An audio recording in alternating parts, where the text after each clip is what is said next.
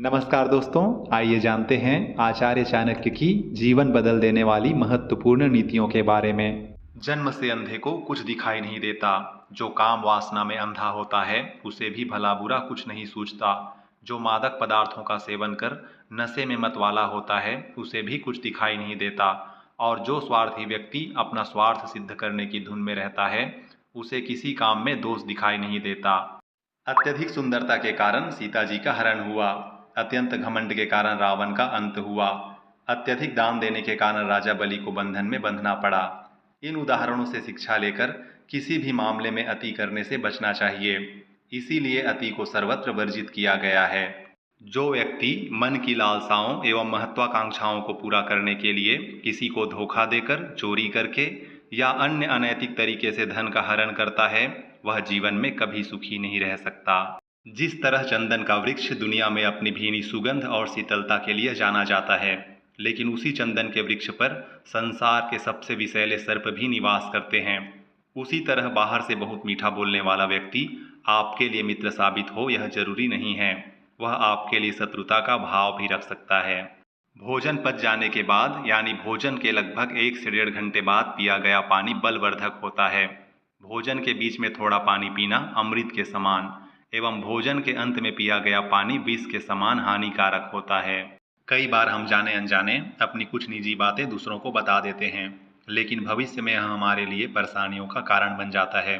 आचार्य चाणक्य ने ऐसी 4 बातें बताई हैं जिन्हें बुद्धिमान व्यक्ति को किसी को नहीं बताना चाहिए। पहली बात है, हमें अपने खोए हुए धन या खराब आर्थिक स्थिति के बारे में किसी को नहीं बताना चाहिए। दूसरी बात, अपने दुख की बातें किसी को नहीं बताना चाहिए।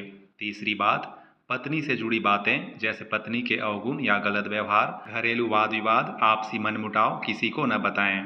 चौथी बात, यदि किसी नीच व्यक्ति ने आपको अपमानित किया हो तो उसे किसी के सामने उजागर नहीं करना चाहिए। यदि कहीं लड़ाई झगड़ा हो रहा हो और हमारा इस लड़ाई से कोई संबंध नहीं हो तो हमें वहाँ पर चुप रहना चाहिए, नहीं तो हम अपने आप को एक बड़ी मुसीबत में डाल बैठेंगे।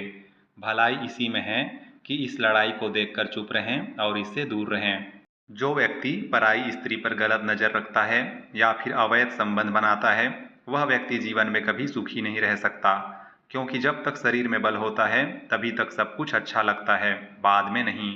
समझदार व्यक्ति अन्य स्त्री को सम्मान की दृष्टि से देखता है।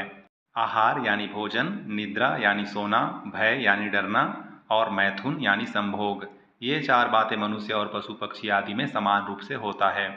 केवल धर्म ही ऐसा गुण है जो मनुष्य को विशिष्ट बनाता है। अतः धर्म से रहित मनुष्य पशु के समान है। आपत्तियों और संकटों से तभी डरना चाहिए जब तक वे दूर हैं, यानी सामने नहीं आते। लेकिन जब भय और संकट सामने आ ही जाए तो भय व शंका रहित होकर उसका मुकाबला कर उस पर प्रहार करना चाहिए। गुणहीन व्यक्ति की सुंदरता व्यर्थ होती है। शील रहित यानी चरित्रहीन व दुराचारी के कुल की बदनामी होती है।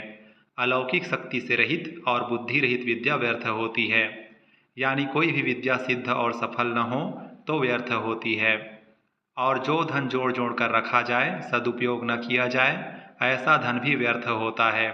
उसका होना न होना बराबर है।